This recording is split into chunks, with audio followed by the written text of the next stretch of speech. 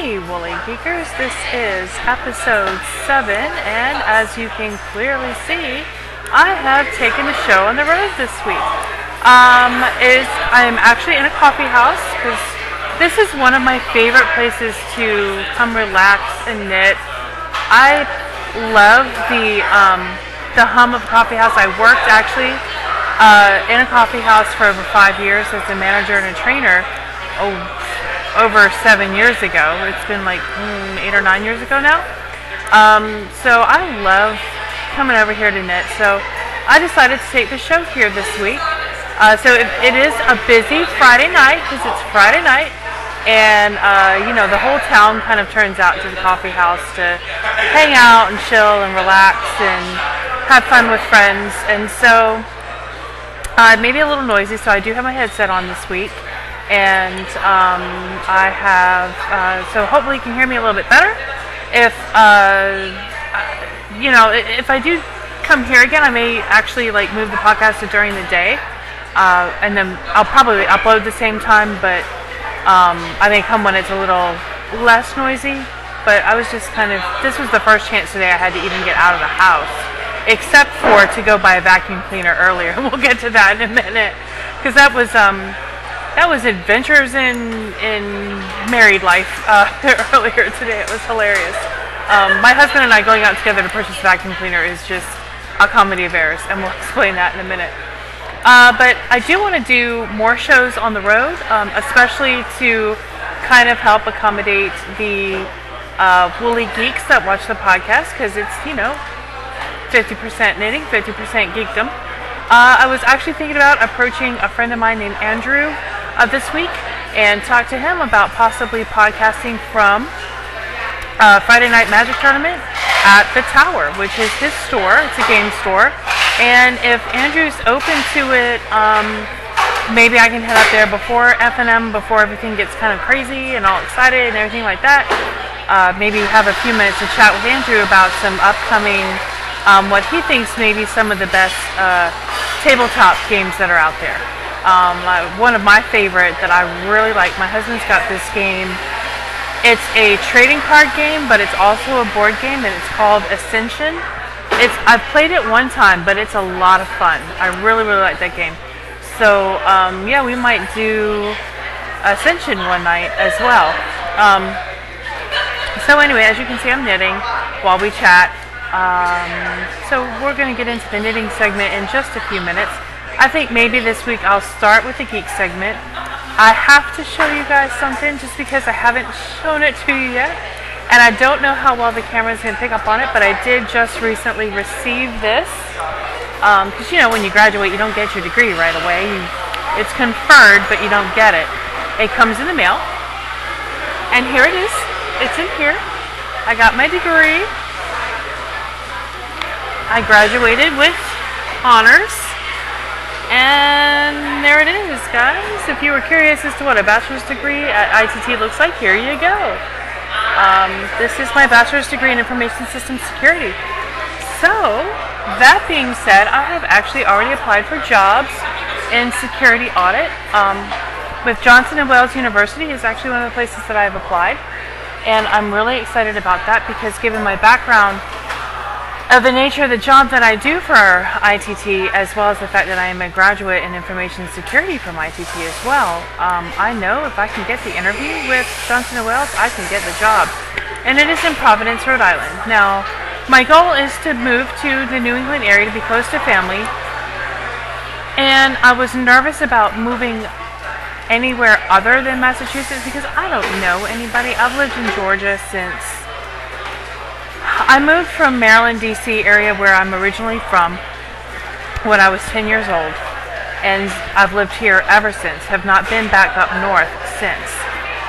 So I'm 38 now, so it's 28 years I've lived in Georgia. My accent reflects it.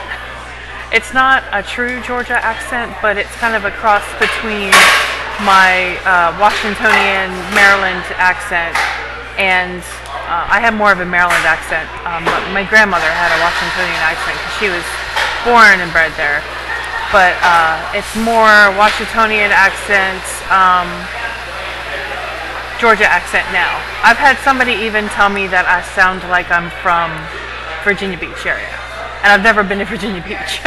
So I've been through Virginia coming here the one time I lived here, but that was it. So it's been a long time since I've been here. I know no one up north, so not living in the same state as Ryan's family made me nervous, but I'm looking forward to it. Providence, it turns out, I had such a hard time living in such a large state as Georgia, wrapping my mind around the fact that within an hour you can traverse states in New England, because they're small states and they're all very close together. So I have really a hard time wrapping my mind around that. Providence is only about an hour from my in-laws. That's it. It's about 50 minutes to an hour. It might be just slightly under an hour. And I'm comfortable with that, and I think Ryan is actually pretty good with that distance. So, yeah, you know, I mean, most of the time when we lived here before we moved in with them, we lived 25 to 30 minutes away, so it's only just double that time. And I have found out in house hunting this week that we are going to get more house for our money in Providence versus Mass. So we're looking in Providence right now, but I have also applied for jobs in Massachusetts as well. So we'll see. Providence is actually looking really good for us. I have gone ahead and sent away for a pre-approval loan application from the real estate agent. We'll see. We'll see how it goes. You know, they know we're first-time buyers. They're really excited to help us out. I'm looking at a couple of houses. I've been posting them up on my Facebook. So that's where we are in Geekland, ladies and gentlemen. Hopefully by the time my husband and I pass our anniversary, we will be moving into our own home. Yay! So we're excited about that. Yeah, our own home in New England.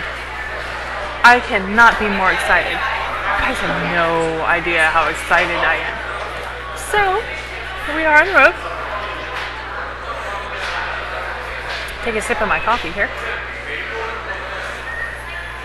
Actually, I lie. And the tea bag string here probably tells you I'm drinking herbal tea because it's in the evening now and I've had enough caffeine today. Vacuum cleaner shopping. Let me tell you.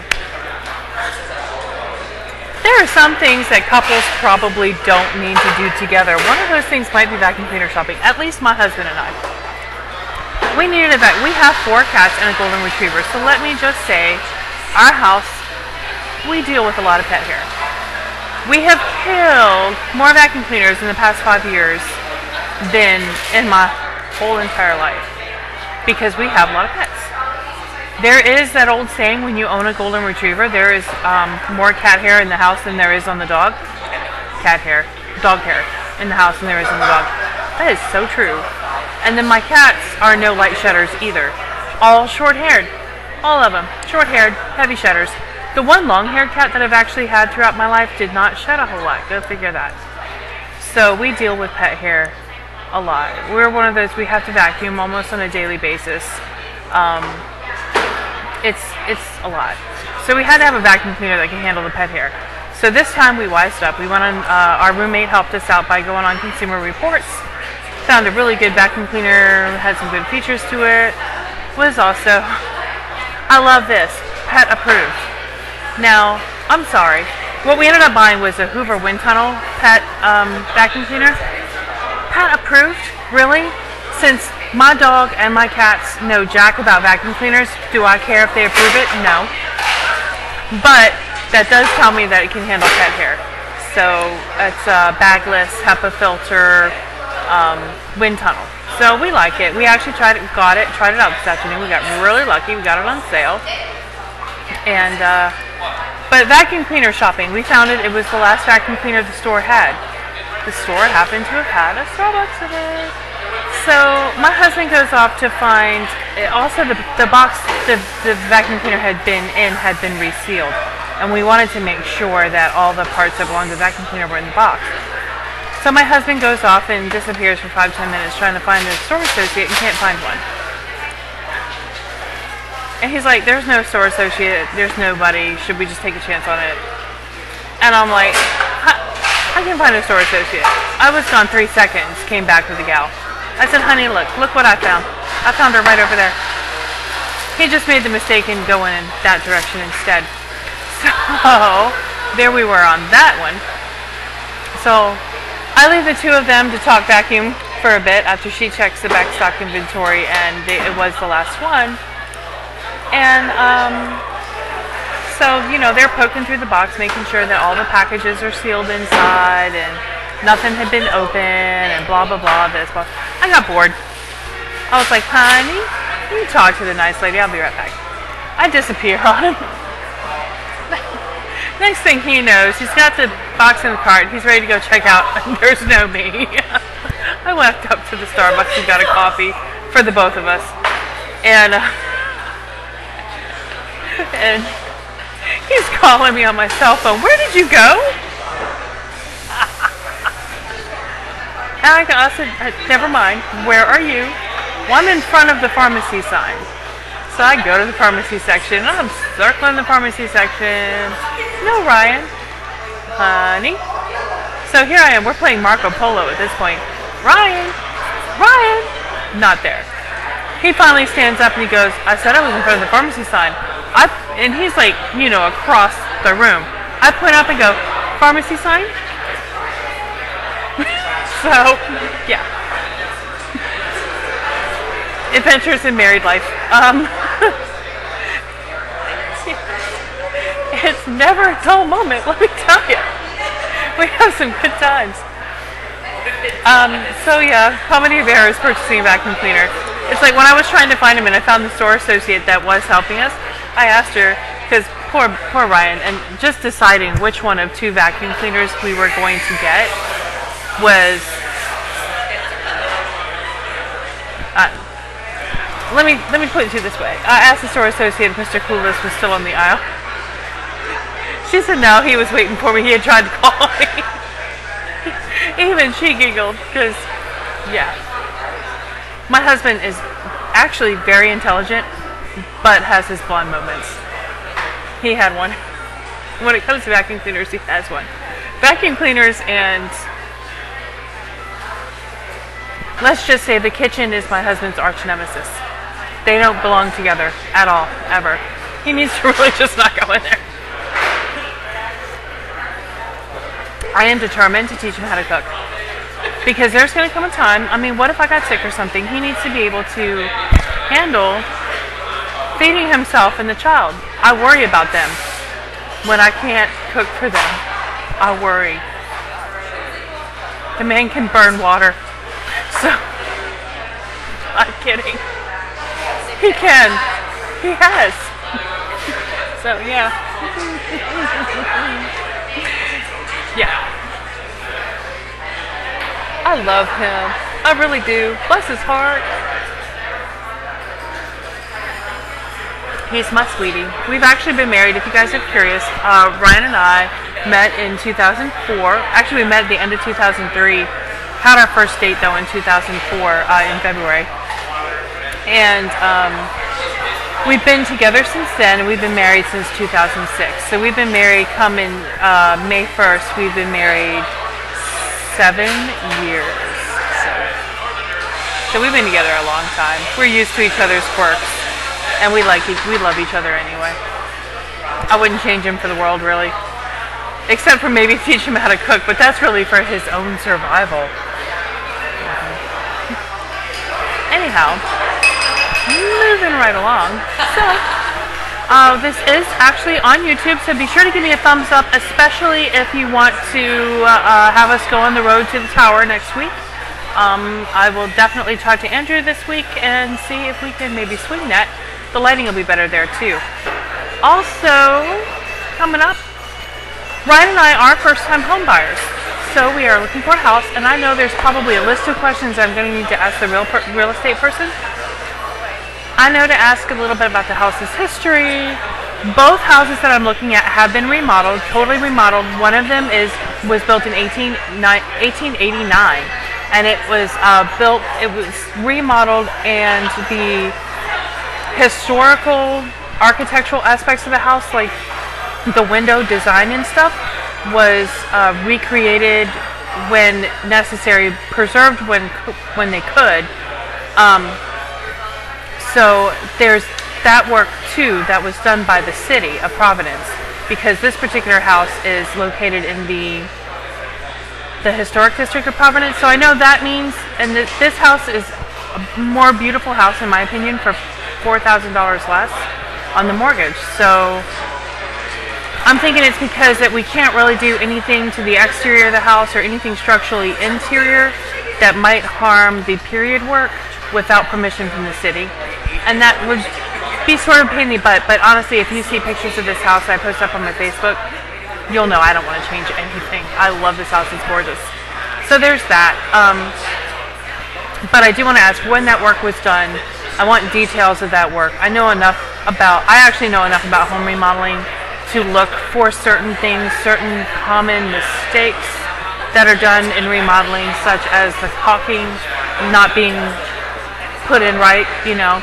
Sometimes they're a little sloppy when they go back in and they smooth through the finger, and that can actually cause some water damage later on down the road. So there's things that I want to look for, so I know that. And I want to ask about the history of the address, who lived there before us, things like that. But if you can think of any questions that we should be asking prior to committing to purchase this house or signing any paperwork, comment in the comment sections either on the YouTube or hit me up on my Facebook at Silver Moon Witch, or Plurk, again, Silver Moon Witch on Plurk, and on my blog. And I will actually link, I don't usually link the show notes on the YouTube page, and I should. I linked them on my Facebook, but I'm going to start linking the blog in the description box on here. So give me a thumbs up, comment in the description box if there's some things that I need to know before I buy a house. So there we go with that.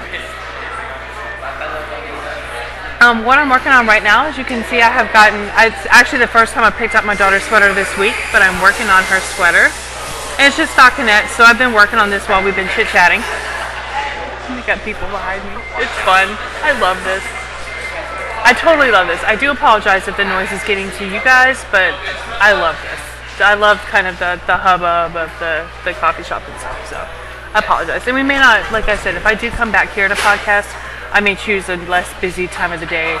It's just, again, first time I got out this today. So I'm working on that, and I do have all 7 skeins of yarn in my absolutely fantastic project bag gifted to me this Christmas by my sister-in-law, who is amazing. I have 2 sisters-in-law, Rachel and Beth. Rachel is Ryan has a dad and a stepdad. So Rachel is his natural sister, Beth is his stepsister. Both wonderful women. I absolutely adore them. They are kindred spirits, totally. So that was given to me by Rachel. And then also on the needles this week, finished objects. I'll get to finished objects in a minute. Let's go through whips. So that's my first whip that I'm working on tonight. This is sort of I'm going to watch TV kind of knitting, because I don't have to think about it and I can actually watch TV and concentrate on that. Or if I'm gaming with Allura, I can pick this up. Other whips in progress, I have, let me actually set that aside for a minute. And I also have a not quite started project yet. Dun, dun, dun, dun. And if this doesn't give you a clue as to what the FO is, you don't watch my show. Which is okay with me, because I'll tell you what it is anyway. But in my Knitting Saves Lives project bag, I have a project that I'm getting ready to start in here. So I'll show you that in a minute as well. I have been working on, and I will link it in the show notes, the Sock It To Me 2013 Sock Knitting Challenge. And I have this, the January sock is a worsted weight sock, and I decided to do it on the Cascade yarn that I have. And the black, this is leftover yarn. This is a leftover skein of yarn that I did the TARDIS hat with. And I believe I did link that in last week's project notes, show notes. I'll link it again this week. This is being done on size 6 DPNs. These are the boy DPNs that I have, so I'm using 5 of them on here. It's working in the round. It's the beginner's sock cuff down, and I don't think I brought the pattern with me. No, I didn't. Oh well, I didn't bring the pattern with me at all. But it is the knit cuff down. This was the one that I kind of had the fiasco with the heel, not realizing that it looked like this to me. And here's the cuff. So holding it like this, it looks like the heel is going where the toes should go. I didn't realize that when you actually like finish the gusset and it closes up to become the foot, that it actually does sit correctly. So here we go. This is a short row heel, and I don't know if you can see in this lighting against the black yarn, but this is a short row heel because I love the ribbed detail the short row heel does. And I just kind of like the way the gusseting goes into the foot of the sock. And it's not a terribly tall sock. It's a little bit taller than, about anklet. And I need to make the foot part from about here to the beginning of the toes, a total of 17.5 inches, because they are being made for my sister-in-law, Rachel, who I did find out is having her surgery February 7th.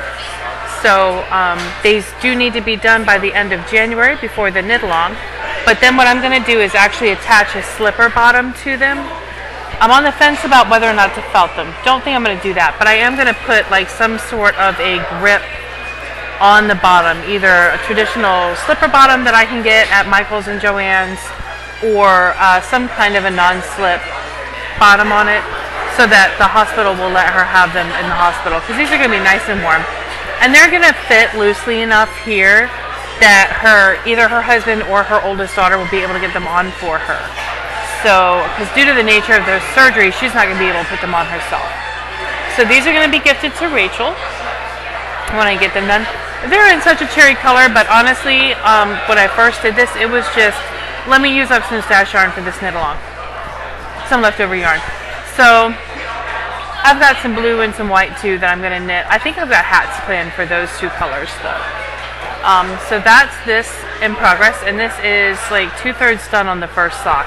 And I've got 2 more weeks left. I should finish this probably tomorrow, and then I have 2 more weeks left on the other sock. So I'm pretty much on target for the knit along.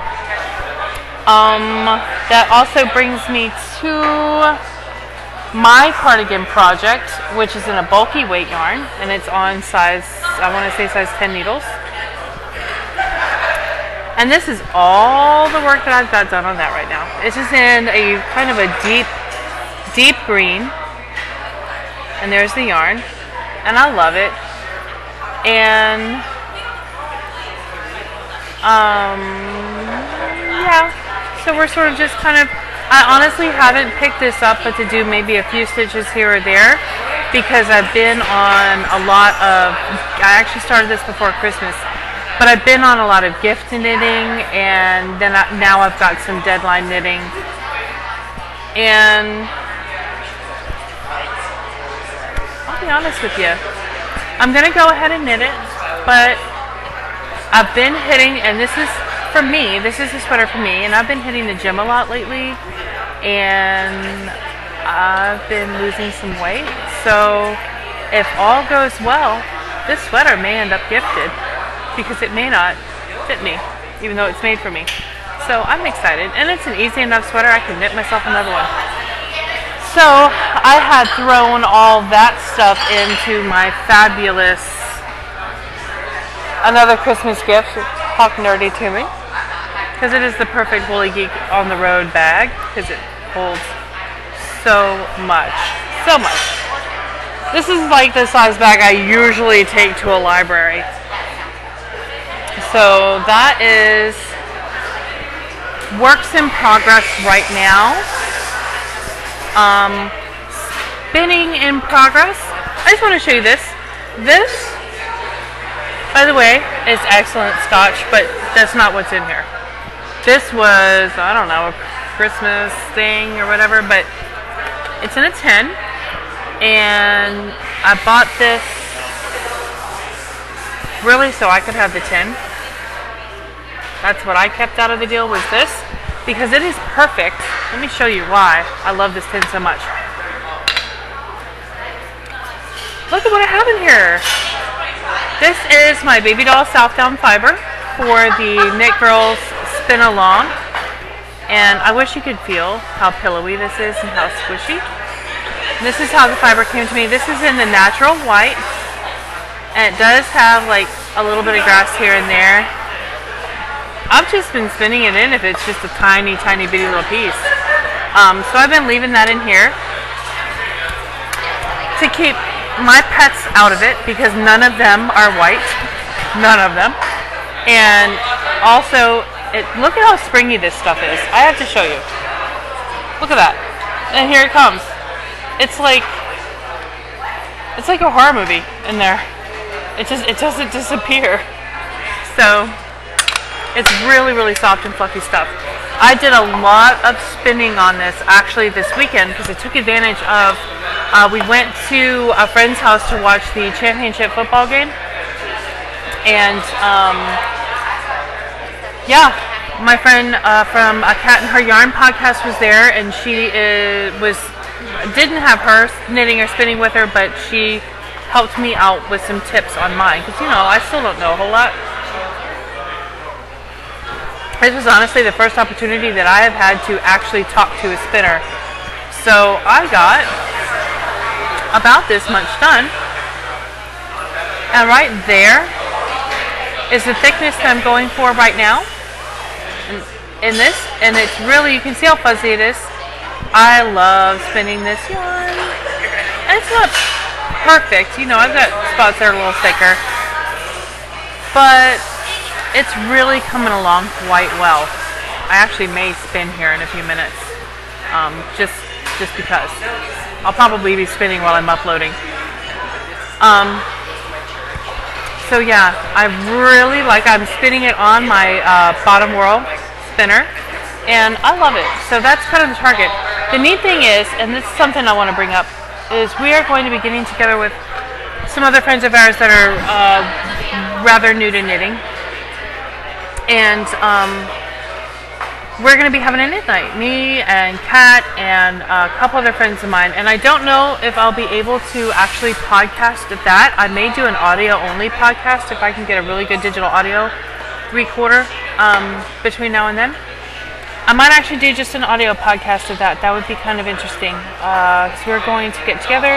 Kat is going to be teaching Alicia some stitches that she doesn't know because she only knows knit and purl.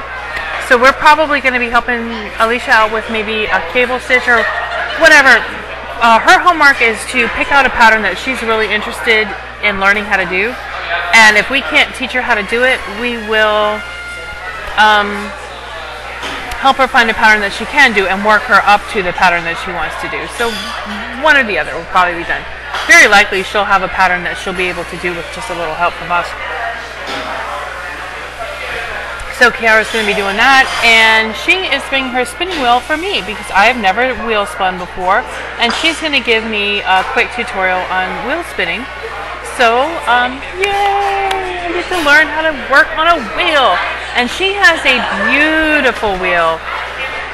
And I can't remember what kind it is now at the moment, but it's a pretty wheel.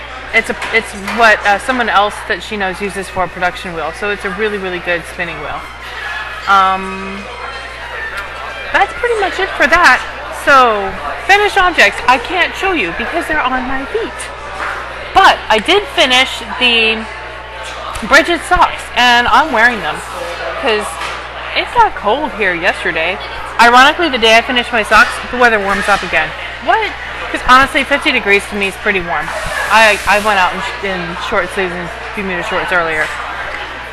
So, yeah, you know, people around here are wearing sweaters and they're cold, and my roommate was like, oh my god, it's cold. Dude, really?